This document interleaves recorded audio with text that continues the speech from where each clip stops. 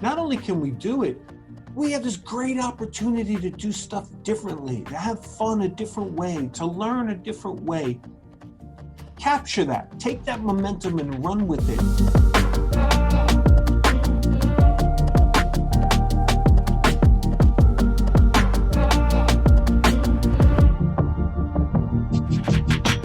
Hey everybody, and thanks for tuning in to this edition of Future Ready's Leading Through Unprecedented Times. With me today, Superintendent from New York, Mike Nagler. Mike, it is so awesome to have you here today. Thank you for joining us. I might even add runner-up for National Superintendent of the Year, I believe. So Mike, you are somebody that is out there. You are somebody that is leading the way. You are somebody that truly values each child in your school district and the unique passions and talents and strengths. You know, I've stood in awe of your work for a long time, so it's an honor to have you on the podcast. Can you do a quick introduction, just share people where you are, where you're from, and some of the work you're doing? Sure. Well, first, thanks for having me. Mike Nagler, Mineola Public Schools, which is a suburb of New York City. So we're on the border between Queens and Nassau County. I've been a superintendent here for 11 years. And as we say, I'm hashtag Mineola proud. Awesome. Well, it's awesome to have you here. You know, Mike, our educators have really been through so much, yourself included, your staff included, over the past number of months.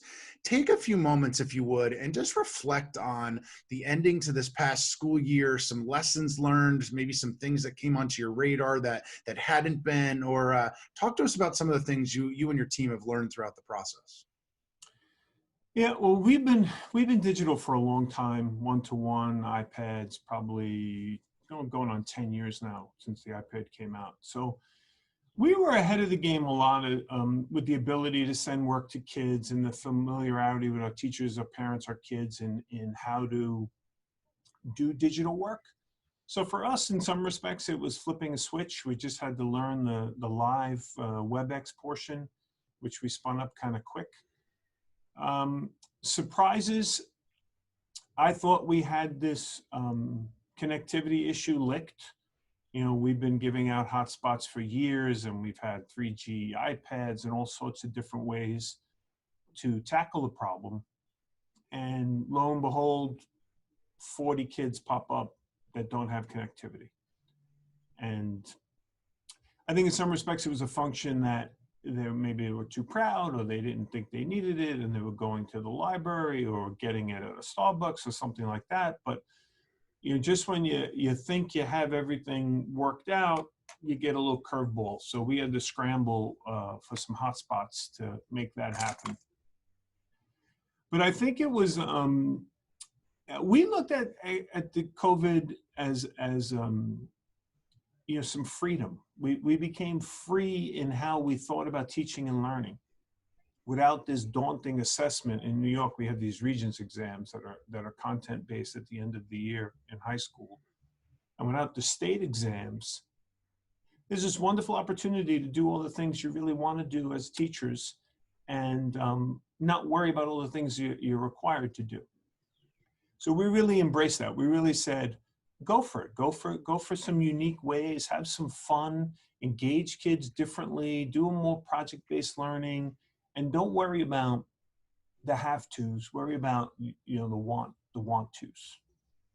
Yeah, certainly well said. And, you know, when you talk about the connectivity piece, part of what I know caught people off guard is when you're looking from a district end, and having been a former tech director, I would say would have caught me off guard as well, is we've checked for a long time as, you know, do you have connectivity? Do you have internet access at home? Do you have a device at home? What we didn't necessarily ask was, can you stream 4 consecutive, you know, Zoom meetings, 4 different devices, all simultaneously, because that's a different level of bandwidth and really a different need when it comes to equity and with our students there too. But thanks for reflecting. Thanks for taking some moments to reflect on some of those lessons learned. You know, one of the concerns we hear out there from parents and from educators are like, is around this idea of learning loss. Kind of a part of it, maybe it's perception, part of it, is it accurate? But in other words, how do we make sure as our students wrapping up, whatever grade level they're wrapping up, they have the content knowledge, they have the skills needed for next school year? How are you processing that as the superintendent? Is there some reteaching the beginning of the year? Is it kind of differentiate as we always would? What's your thoughts related to learning loss and things that kids would have missed out on this year from a content or skills end? Yeah, when I hear learning loss, it really is compared to whom. So if we're all in the same boat, aren't we all losing at the same rate? So what are we concerned about? Are we concerned about our kids not being in the same spot that the previous year's kids were at that given point in time? I don't think so. I think, and from a content perspective, it's irrelevant to me. I think it's we're going to learn whatever content we have to learn, and we'll do it at the pace that's appropriate for every kid, and we'll personalize the way we always personalize. From a skill deficit, I guess that's different. And I look at the skill, especially with our youngest learners, I look at that completely different. I'm not, and obviously that we need kids to read and we need kids to do basic math well. And that's much different conversation to me than, we missed a half year worth of content and, U.S. history is going to suffer. No, that's still there. We can still figure that out, and we can be unique in how we tackle that. And I think the digital platforms, especially over the summer, they still exist. So if you started building this digital platform, new or enhancing your old, run that through the summer. Well, why wouldn't you run it through the summer? Give kids opportunity to, you don't have to be so prescriptive about how you do it, but you certainly can do the personalized learning you're currently doing and continue that through until we return in the fall. Yeah, and it's refreshing to hear your thoughts as a superintendent leading schools, and kudos to our educators that really have transformed things over those past few months in many, many cases, and as you said, really in the intro, also without some of the pressures that we're so used to around testing and those kinds of things, we're really trying things out of the box and so on. As we look forward towards this coming year, and obviously at this recording, we've still received some limited guidance from states. States are all over the map in terms of what they're going to require from schools. As you look to the opening for this coming school year, what are some of the things that you're looking at with, around social distancing, possibilities for scheduling? Again, at this recording, we're not exactly sure what this is all going to look like, but what are some of the things that are crossing your mind right now? I have a different view than most on this. I think we need to bring kids in every day. I think there's alternate day stuff, and it's not going to help parents. It's not going to help kids. So as best we can to bring everyone into our buildings and socially distance them, we should do that. I equate it to, distance learning in the building. So if I need to social distance and have half of my kids in classrooms and the other half have to be in an auditorium, fine. Let's stream the lesson. So no matter where the kid is, because there are going to be children still home, their parents aren't going to send them. There are going to be adults still home. Can they have the capability of teaching remotely? So I think we could leverage this new technology we have, but still bring children in to do the work live. And then the next day you just flipped the two. If you're in a classroom on one day and then you go to the auditorium and the other kids come in. So if I want to do hands-on stuff, I have the ability to do it. And that's from the instructional side. All the precautions we have to take around cleaning and masks and trying to control the virus, minimize exposure. I have I don't like when we talk about safety. I don't think it's a safety issue. I think it's you're trying to minimize the spread. And it's a daunting task because, you even in the best laid plans, it may not work. So there has to be some understanding that we're doing the best we can to minimize that risk. And unfortunately, people are going to get sick. So, and then how do we react to that is a next question. But if we're opening, and I really want to open, we need the ability to be flexible and give options for people, adults, families, kids, um, so we could still continue that learning and still try to get live instruction and simultaneously do distance learning and make all of that package work so parents can go to work and have a peace of mind that their kids are engaged for the whole day. Yeah, it's certainly going to take thinking differently, looking at things differently, looking at things really out of the box. And it's interesting because obviously we hyper focus on students and what it'll look like for them, but certainly considerations for our staff as well. Those that are, our kitchen staff, our bus drivers, our instructional staff, and many times they're an older generation and, could be more prone to it. So something that I know you all keep on your radar and that we all have to really think through. Let's talk for a minute, if we could, about professional learning. What has that looked like in the past number of months? What do you anticipate it looking for? Has that shifted in terms of the way that you're doing things? Has it shifted in terms of what you're looking at for professional learning? What's that look like for you all in New York? Well, we've established PLCs for years. We have teacher leaders that run those PLCs. We've had carved out time for PD in our normal schedule. So all of those things existed digitally. So I was very adamant that no matter what your job is, you need to do it via distance learning. So if you're a speech teacher, I expect you to meet your speech kids and do that lesson. If you're scheduled for a PLC, I expect you to meet as a PLC and continue the work that we began. And they're very important because it gives our teachers voice in issues that are going on and how they handle things. So I think that, for me, is critical in how we continue to do our normal things that we normally do and grow and amend and fix and build on the fly if we have to for a better engagement with kids. Yeah, well said. Mike, equity is so core to the work of Future Ready Schools. I know it's something that you all value. Just every child is precious and deserves an opportunity. Talk to us a little bit about how do we prioritize, coming to this next school year. You mentioned connectivity earlier being one, but our most at risk and our traditionally marginalized groups. So whether it's special ed populations, whether it's around race, whether it's around socioeconomic status, what does that look like from a superintendent end, and how we prioritize those groups to make sure that they truly get what they need and deserve? Yeah, I think you got to continue the work you always do if you're forward facing on the issue. I mean, if you have your head in the sand on the issue, that's get it out of the sand. I don't know why you'd be a leader if you're doing that, but I think it's incredibly important that we touch base with every single kid. We have eyes on every single kid. We take attendance for every kid. If they're not showing up virtually, then we got to go find them and we have to understand why. And if that means get to their house, then that's what we do. We have professionals that reach out, our social workers, our psychologists. We are in contact. We know where our kids are. We see them. It's very important to see them, to check in on their emotional well-being. If things are home, if they need resources, we'll get them resources. I don't think that's that difficult to do.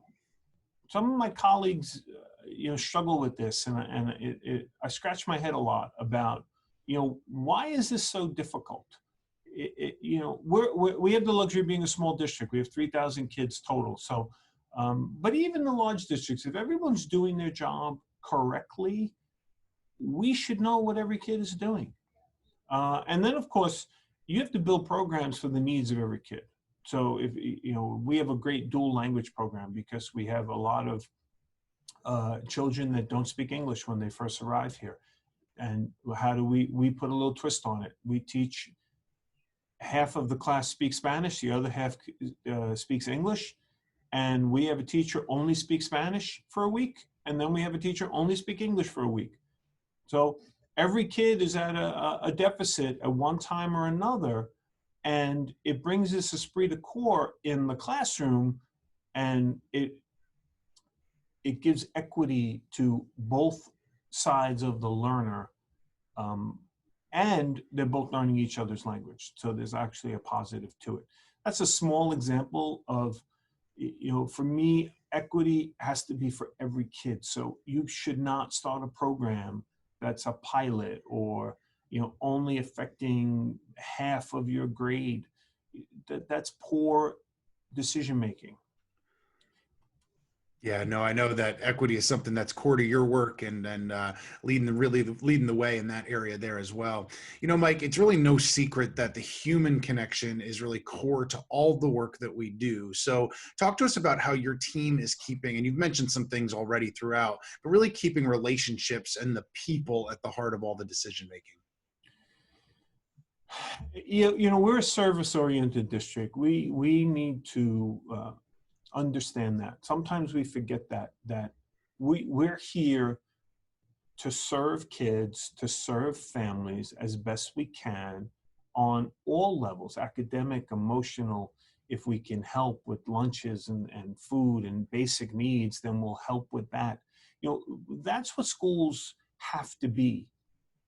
And sometimes it gets lost, when we talk about, um, Future Ready is a great example. So, I think it's my job to provide a device and provide connectivity. If I'm gonna go down this road as a school district and a school leader, then it's on me to do it. I can't complain. I can't give kids a device and say, "Oh, they don't have internet." Well, what's the point? That's stupid. And there's no other word for it. It's just stupid. So how do I react to that problem? It's the same for if a kid is emotionally unstable for whatever reason. I just can't throw my hands up and say, well, that's his problem. No, I have to provide resources to make sure that child's experience in school is the same as any other kid here. And I own that. The district has to own that work, or we're never going to get out from behind the 8 ball we're in. And I think that should be a given. I don't understand why that's like a mystery to some leaders. Like, oh, we have to do this? Yeah, you have to do it. Otherwise, what are we doing? What's our purpose? Yeah, well said. And really that purpose being relationships and loving and caring about every single child. So let's wrap up with this question. I know you're a busy guy. I know you have a lot going on. And again, kudos to all the success you're seeing. So here you are, superintendent of a successful school district, never becoming content, always moving that forward. But like you've referred multiple times throughout, your colleagues across the country, not everybody's feeling that way. Some, you've been digital for a while in many areas. You've had PLCs for a while in many areas. Talk to us about a piece of advice that you have to school and district leaders as they kick off this coming school year. Find the silver lining. To me, it's easy to be negative. It's easy to be pessimistic, and the world around us seems to be crumbling. But our role is to be the leader, to be the shining light, to be the positive voice, to be the person to say, it's going to be okay. We can do this. We can, and look, not only can we do it, we have this great opportunity to do stuff differently, to have fun a different way, to learn a different way. Capture that, take that momentum and run with it, and be excited about the opportunity, not lament over what isn't. Be happy about what can be. And I think that's infectious. When we behave that way and we speak that way, everything seems to fall in place on the good side. So I'm even in times of trouble and doubt, I'm excited about the possibilities that we could provide for kids, and even more excited that this horrible pandemic will yield great things going forward, because everyone sees the opportunity for things to be different. And when I say everyone, it's society in general, but it's parents that are being teachers right now. It's for kids that are doing things differently, and our current teachers for experimenting. When all of those stars align, you can get some palpable stuff from it. So well said. That's Mike Nagler, everybody. Mike, thanks for your time today. Keep leading the way, and appreciate you being on the podcast. Thanks for having me. Appreciate it.